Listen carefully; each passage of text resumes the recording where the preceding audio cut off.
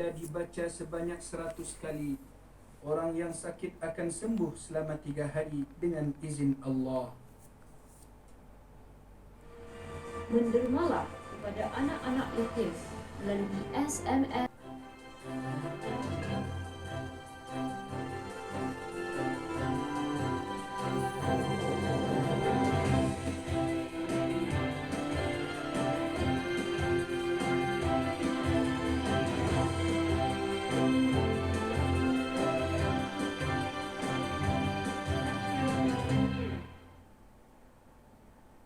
Bismillahirrahmanirrahim. Assalamualaikum warahmatullahi wabarakatuh. Bersua dalam berita perdana malam ini, saya Muhammad Noh Choharif. Dan saya Umi Masitas Osman. Berita-berita utama malam ini.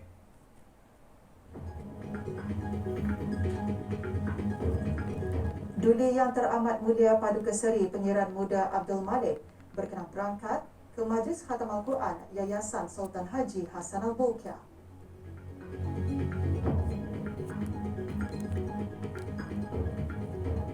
Penglihatan anak bulan Syawal akan dilakukan di seluruh negara pada hari Ahad 1 Mei 2022.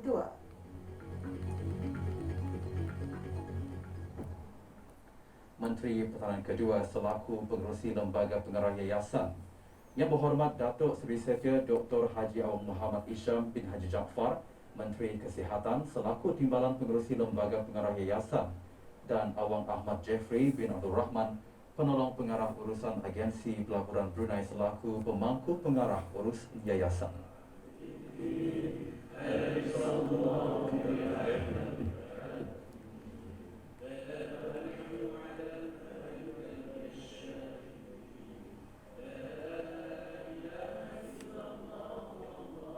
Bacaan tahtim Al-Quran oleh 30 pegawai dan kaki tangan yayasan dipimpin oleh Dr. Haji Samsul Muawan bin Haji Shorik, Guru Sekolah Menengah Yayasan Sultan Haji Hassan Al-Bolkiah.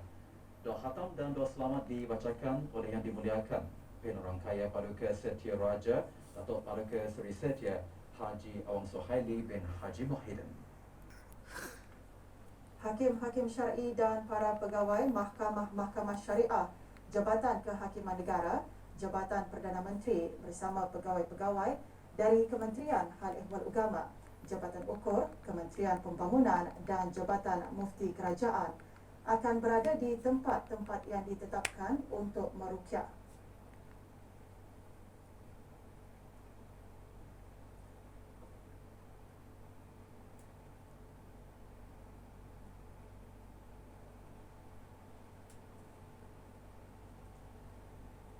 Tempat tersebut Tanjung Batu Kampung Sabun, Bukit Agok Jerudong, Bukit Lumut Daerah Blaid dan Bukit Ambok Daerah Tutong. Pengumuman 1 Syawal 1443 Hijrah akan disiarkan melalui radio televisyen Brunei sebaik sahaja hasil ruqyah diperoleh. Orang ramai dalam pada itu diminta memberikan kerjasama supaya tidak mendekati tempat-tempat tersebut.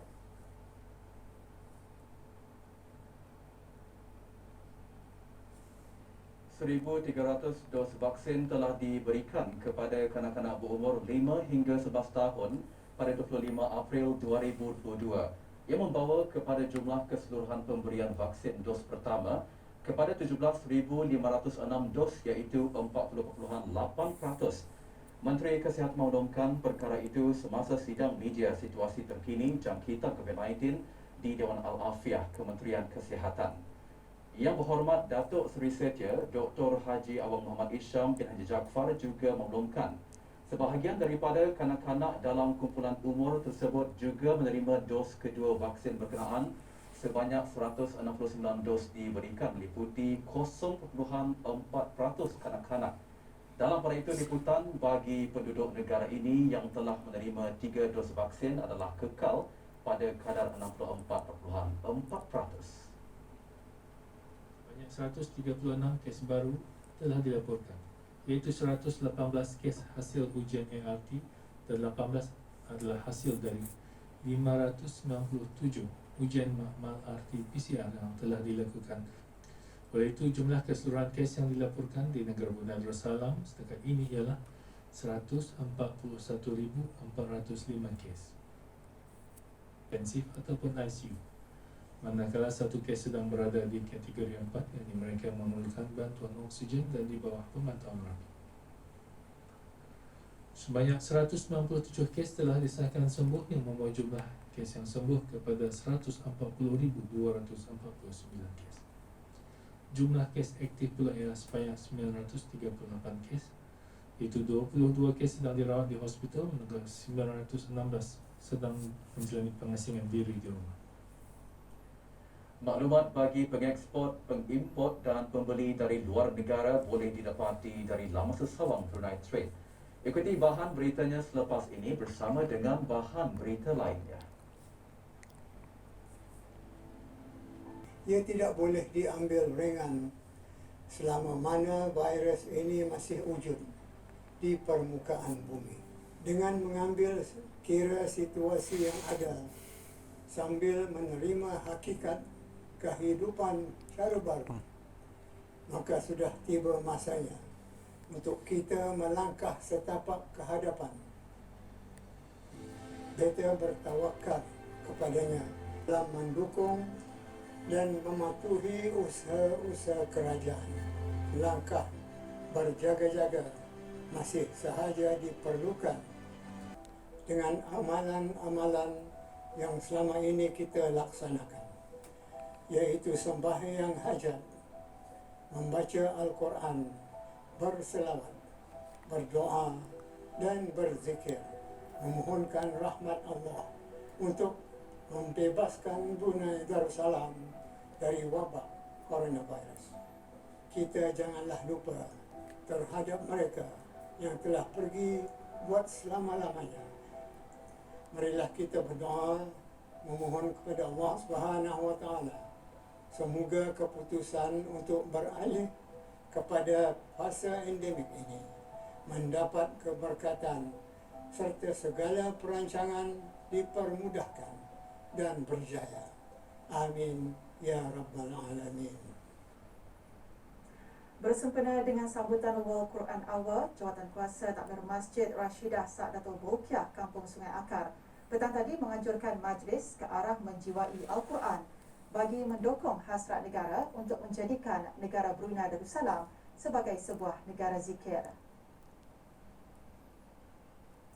Hadir yang berhormat Pihin Udana Khatib Datuk Paduka Seri Setia Ustaz Haji Awang Badarudin bin Pengarah Datuk Paduka Haji Awang Osman, Menteri Hal Ehwal Agama, dan yang berhormat Datuk Seri Setia Awang Haji Ali bin Apong, Menteri Sumber-Sumber Utama dan Pelancongan, selaku penaung satu Jawatankuasa Takmir Masjid berkenaan.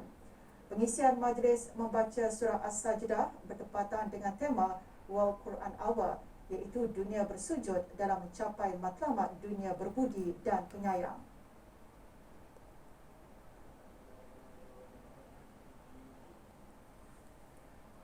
Sempena bulan Ramadan, Kementerian Kesihatan mengadakan majlis bacaan surah Yasin dan Tahlil serta penyampaian derma kepada anak-anak yatim. Majlis berlangsung pagi tadi di Surau Nurul Inayah Hospital Raja Isteri, Pengiran Anak Salehah. Hadir yang berhormat Datuk Seri Setia Dr. Haji Awang Muhammad Isham bin Haji Jaafar, Menteri Kesihatan. Majlis dimulakan dengan bacaan surah Yasin dan seterusnya disusuli dengan bacaan tahlil. Pada majlis ini, 22 anak yatim warga Hospital Raja Isteri, Pengiran Anak Salehah menerima sumbangan derma. Majlis diadakan bagi meningkatkan amal ibadat dalam bulan Ramadan.